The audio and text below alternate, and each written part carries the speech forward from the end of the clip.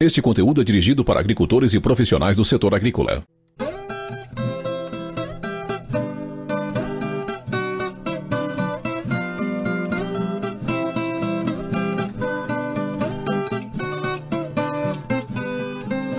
Você está ouvindo BASF Agro, um podcast que cultiva legados.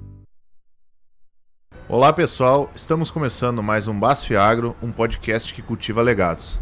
Eu me chamo Felipe Miquelon, desenvolvimento de mercado da BASF, e hoje vamos tratar de uma problemática que afeta os produtores de soja, principalmente do sul do Brasil, o oídio. E para conversar comigo, a gente trouxe então o Lucas Navarini, que é fitopatologista e criador da plataforma Nagro. Seja bem-vindo, Navarini.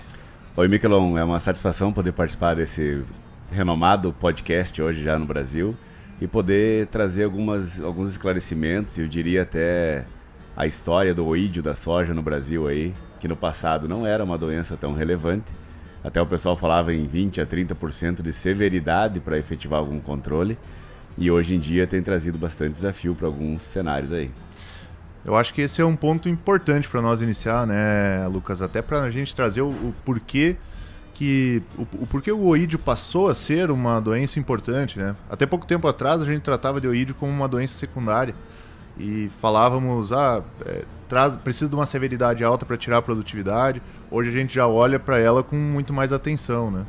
Eu diria assim, Miquelon, fazendo um apanhado aí dos últimos 20 anos de cultivo de soja no sul do Brasil, nós viemos de um cenário de cultivares de ciclo acima de 130 dias, predominantemente cultivares de ciclo determinado, folhas grandes, que a gente tinha muita folha, né? Tinha variedades acima de 5, 6 metros quadrados quase de área foliar verde.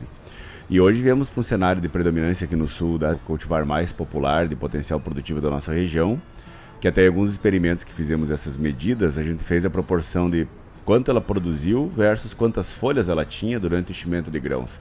Chegamos a alguns números médios das últimas safras de experimento de 2,7 sacos de soja por hectare por folha. Então uma soja que é muito mais precoce, ciclo mais rápido, muito menos folha, cada folha importa muito. E aí você vê o oídio se tornar uma doença relevante com potencial de dano de quase 20% no resultado. Sendo que, entre aspas, também, o oídio era uma doença fácil da gente manejar no passado. E hoje a gente percebe uma severa dificuldade, onde a gente consegue perceber até diferenças de eficiência frente a formulações de triazóis mais antigos. Então a gente precisa de ferramentas mais modernas para ter um manejo mais, eu diria, não só efetivo, mas seguro para o agricultor, porque em muitos casos ele dá foco em outra doença e o oídio escapa nesse cenário hoje de grande impacto no resultado. Olhando para a região sul, com ênfase aqui para o Rio Grande do Sul, né, se a gente for analisar as questões ambientais que vem acontecendo nas últimas safras, atrelado aos cultivares que a gente tem, talvez o oídio ele ganhe uma proporção ainda maior, né? Então, o que a gente precisa trazer de ponto de atenção? Como que a gente vai olhar e manejar ela de forma estruturada e não daqui a pouco chega no momento do que está acontecendo e, bom, agora eu vou ter que entrar e fazer um manejo, né? Como que a gente se posiciona, né, com relação a isso? Muito bem, Miquelon. A epidemiologia de oídios, né, não só na soja, nas culturas de inverno também, ele é o único tipo de patogênese, de doença, que o fungo se desenvolve pelo lado de fora da folha. Então, quando a gente tem um cenário de chuvas intensas, períodos invernados, sempre folha molhada, há uma lavabilidade dos esporos da doença que vão para o chão, vão frear um pouco o seu avanço epidemiológico. Agora, como o sul tem, muitas vezes, primaveras mais frias, e especialmente as áreas de mais altitude do sul, eu diria aí acima de 600 metros de altitude, a gente tem noites frias. E essas regiões que têm noites frias, elas são noites orvalhadas, com dias ensolarados. Então, quando você tem um período seco acima de uma semana, você facilita muito que durante o dia esse fungo consiga esporular, se proliferar e se espalhar pela folha, pela área, pelas lavouras. E com as noites orvalhadas, né, temperaturas abaixo de 20 graus, essa água serve para que esse esporo germine e se prolifere. Então, nesse quadro, nesse cenário de condições climáticas, a epidemiologia do oídio acaba sendo extremamente severa, agressiva, e nos assusta hoje em alguns cultivares que são altamente sensíveis, que você vê às vezes tá tudo bem na tua lavoura, tá seguindo a programação de aplicação, você erra uma posição, usa um produto que não tem perfil de controle de oídio e dá uma semana assim, e você vê a doença literalmente tomar conta da lavoura e trazendo dificuldade para o agricultor. Esse é um ponto bastante delicado, né, dentro do nosso cenário, né, que a gente, por vezes, acredita estar sob controle, né, e talvez esse seja o grande ponto no manejo de doenças, que é a gente não ver a doença e em pouco tempo nós estarmos com um problema instalado, né? Então, agir preventivamente sempre é um cenário mais fácil de manejar. E um outro ponto que eu gostaria de trazer é em números, né? O quanto que a gente tem deixado no campo hoje de produtividade por conta de oídio, né? Miquelon, nós tivemos a oportunidade aqui no Rio Grande do Sul, que é onde fica a minha estação de pesquisa, que o pessoal diz: ô Navarini, por que tu faz pesquisa no Rio Grande do Sul, que é seco, né? Eu falo, são condições que nos dão oportunidades de avaliar exclusivamente outros problemas, né?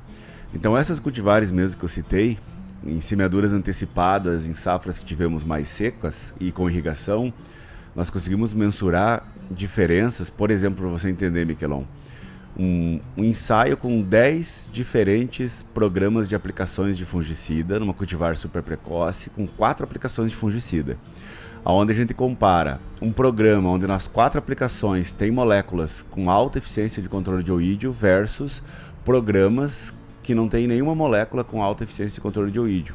Então eu não estou comparando um controle bom contra uma testemunha sem aplicação, eu estou comparando um controle bom versus um controle que não atende a essa doença.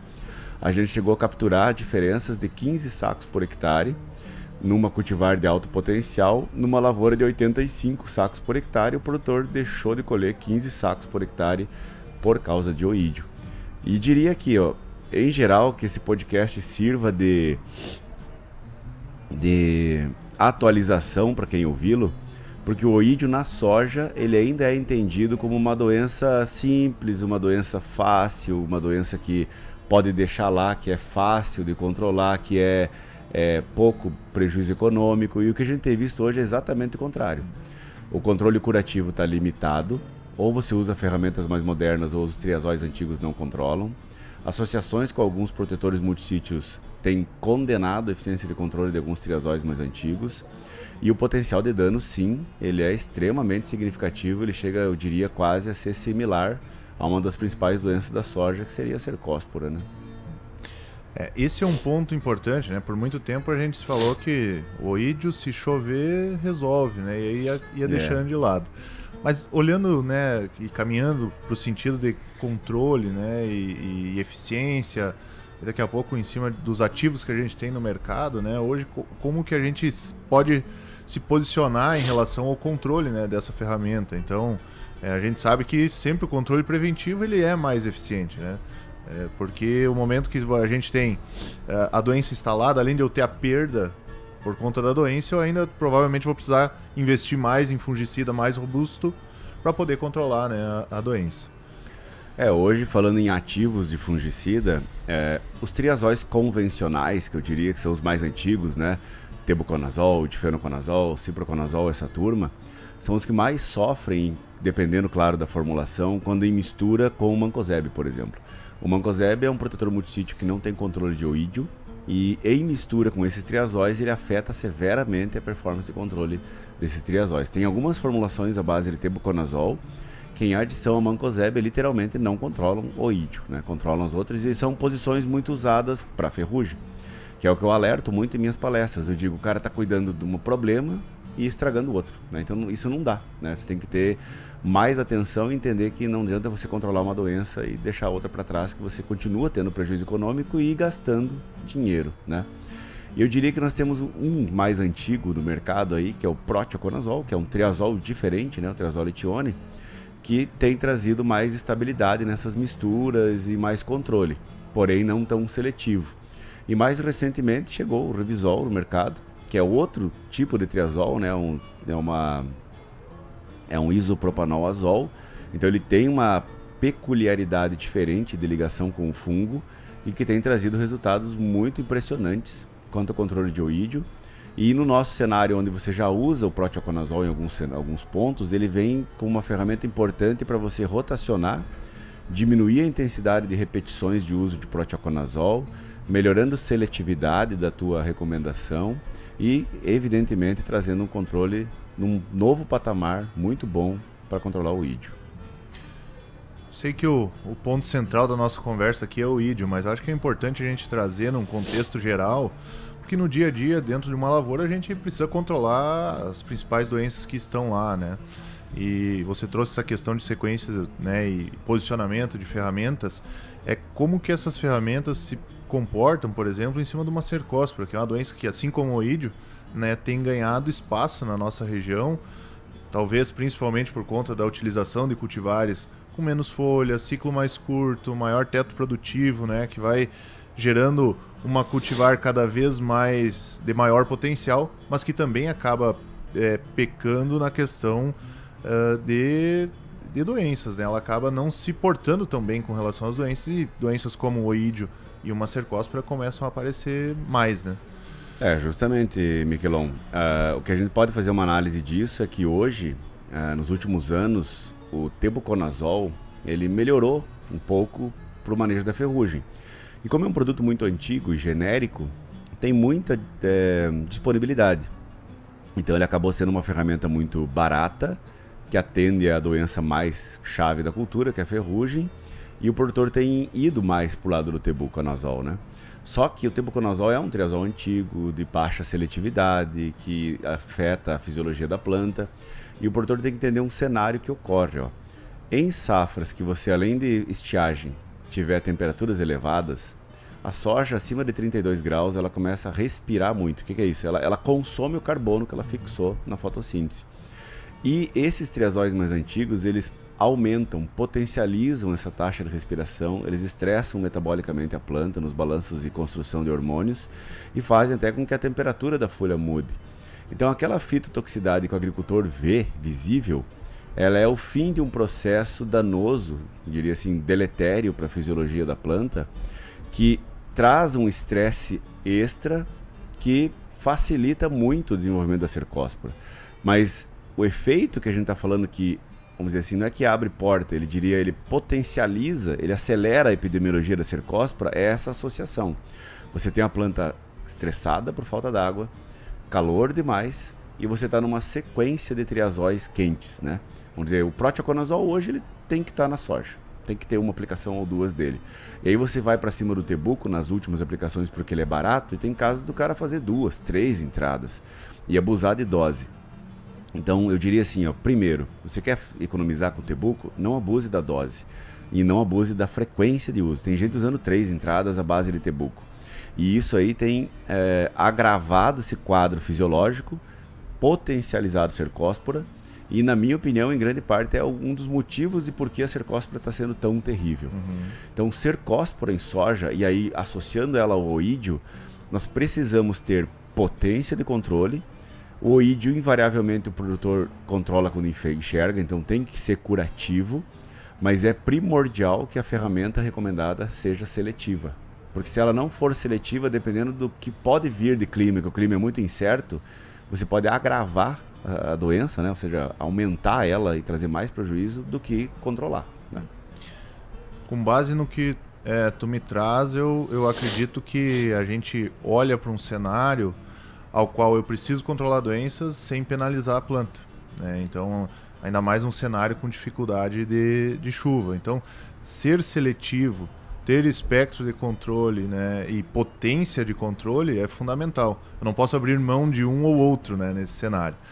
E já que tu trouxeste essa questão da fitotoxicidade e também atrelado a essa nossa menor área foliar, né, o quanto isso pode impactar em produtividade num cenário, né, como esse, que normalmente as fitos tendem a ser mais presentes em cenários mais difíceis, né? Sim, justamente. Ele vê áreas compactadas, tem mais fito, área com deficiência de potássio tem mais fito, e o potássio tem sido um grande vilão hoje na soja, pois a genética nos levou a produzir mais e extrair mais, e a gente não está atendendo da mesma proporção.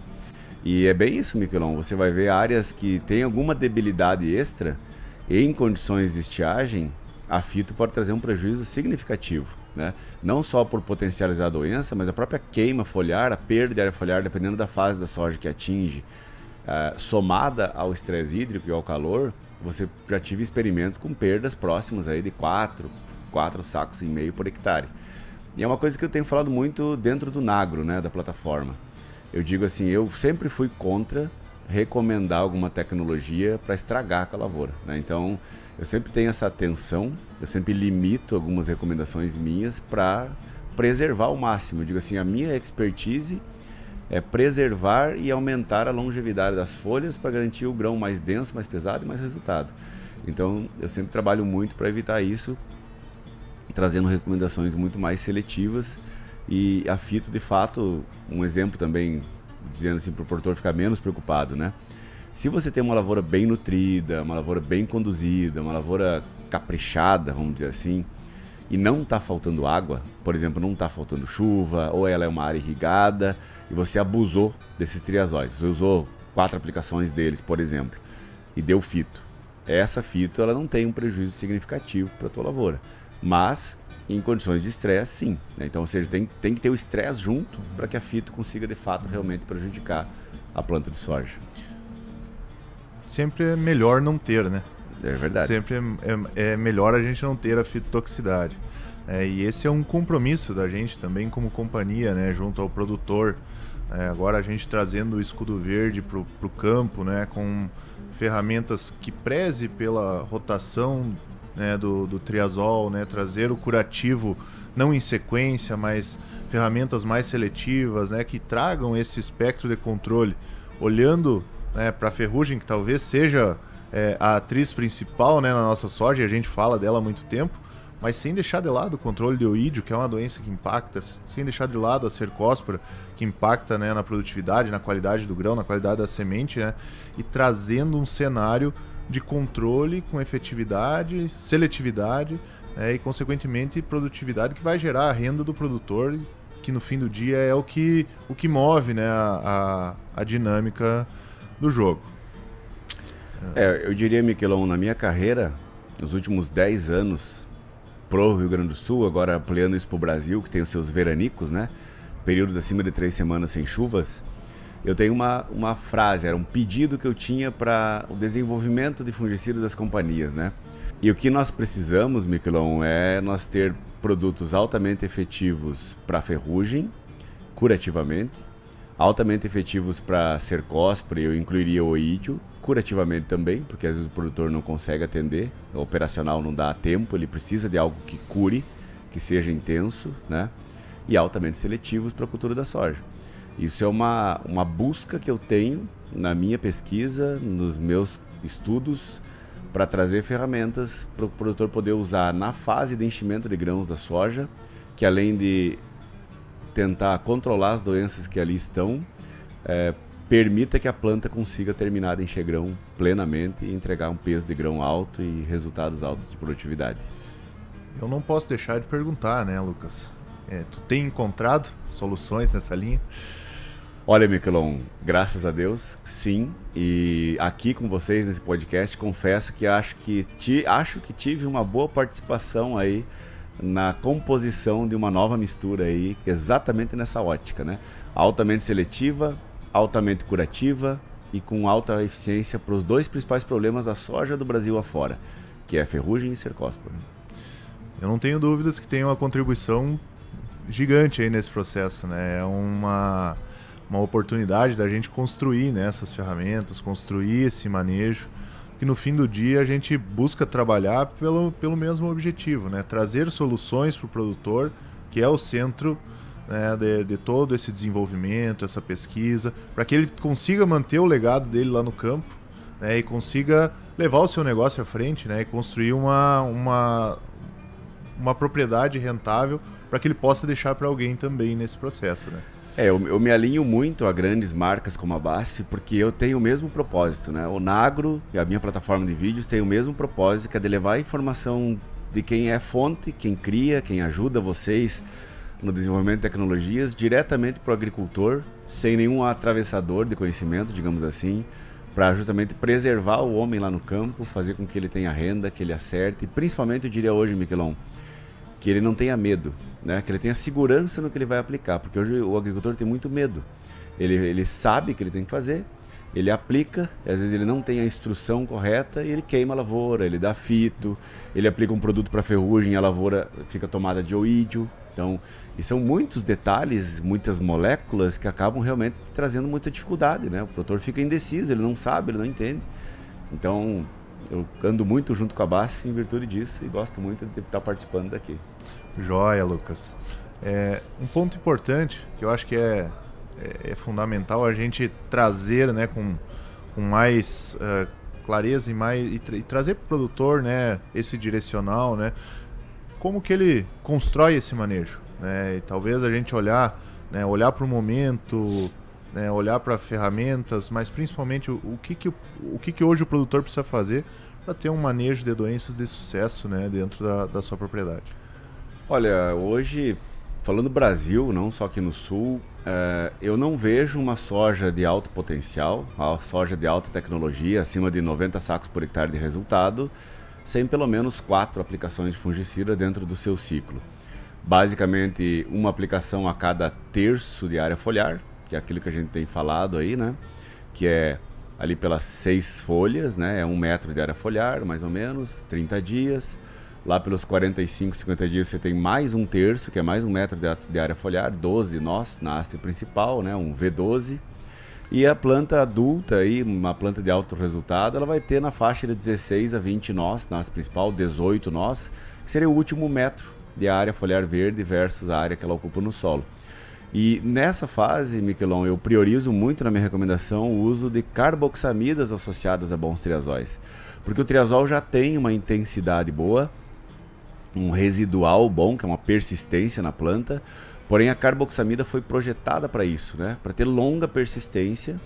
Então tu jogar ela nessas folhas, que depois vão ser as folhas do bacheiro, vão te aumentar e potencializar o período de proteção nessas folhas, garantindo que você chegue lá no final do enchimento de grãos com esse bacheiro preservado, e essa porção das vagens tem um banho bastante peso de grão, e eu tenho observado que nessa soja moderna indeterminada, esse tipo de entendimento é crucial para atingir esses patamares altos de produtividade. E até falando do momento que vivemos no mercado, né, Miquelon, que o preço de soja está um pouco parado, não temos aquele preço bom do passado, e o produtor, para ele ter liquidez, ele precisa ter produtividade hoje. Então ele consegue ter uma estabilidade com mais produtividade. Não dá mais para o cara, no nível de investimento que estamos e dificuldade que estamos hoje, tanto de mercado de soja, ficar nos patamares de 60 sacos por hectare, o cara está meio fora do jogo, né? Podemos dizer que o manejo de fungicidas ele funciona como o seguro da lavoura, né? Exato. Tem todo o investimento em fertilizante, semente, inseticidas. Quando a gente chega nos fungicidas, ele vai garantir que a gente tenha a produtividade para ter a rentabilidade, né, no final do ciclo. O agricultor tem que entender que, vamos dizer assim, quase 70% do investimento na lavoura, que é semente, fertilizante, arrendamento, maquinário, todo o resto, né, herbicidas, que hoje também está pesado, ele é a maior parte do investimento. O fungicida, em média, ele vai ficar na faixa de uns 30%, 1/3 do investimento. Só que ele é um investimento que ele vem antes, o foco é proteger folhas e não curar doenças, e se você não cuidar, ele pode comprometer todo o investimento, todo o resto. Ele é o menor investimento, a menor porção, mas ele compromete todo o resto. E esse é um ponto-chave, ó. Tradicionalmente, o agricultor mesmo, ele sempre tem a visão de doenças muito alicerçada em planta daninha. Quando o cara fecha o olho e raciocina um manejo fitossanitário, quer queira ou não, planta daninha é visual. Ele vê a planta daninha, ele aplica o herbicida, ele vai na outra semana, vai ver a planta daninha morta, seca, né, e controlada.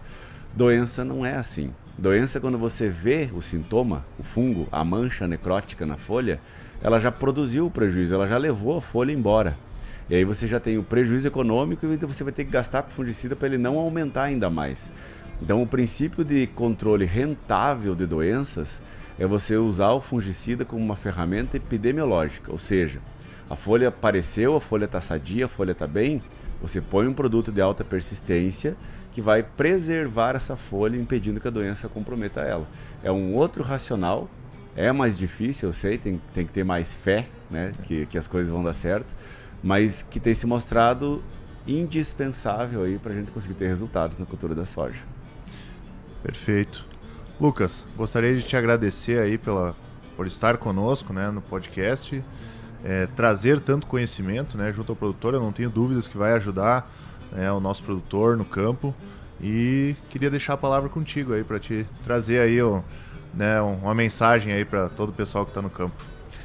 Eu diria, Miquelon, para o agricultor precisa hoje buscar mais conhecimento, né? Eu parabenizo sempre os que participam de palestras e eventos, e eu há muito tempo na minha carreira sempre fui levado, né, para eventos e visitas técnicas, normalmente para produtores maiores, né, mais relevantes no mercado e tal. E hoje, através de ferramentas digitais e tecnologia, eu consigo levar isso para mais agricultores. E isso é um propósito que eu tenho de garantir esse melhor entendimento, o cara ter mais segurança. Assim, um pequeno agricultor que planta 30 hectares de soja, ele acreditar e ter confiança para fazer o que precisa ser feito para a soja dar o resultado que pode dar para ele. E que isso não fique só em quem realmente está acessando mais esse conhecimento, né? Então, tenho trabalhado muito, estudado muito para levar essa mensagem, né? Eu, nas minhas indicações, nas minhas redes sociais, tento levar informação muito responsável para que o agricultor tenha confiança e segurança de resultado, para justamente colaborar com o agro que tem sido desafiador aí nos últimos anos. Ótimo. Então, gostaria de agradecer a todos que estão na companhia conosco aqui nesse mais um podcast. Se quiserem ficar mais informados, podem nos acompanhar aí nas redes sociais. O link está aqui na descrição. Um abraço a todos e até a próxima.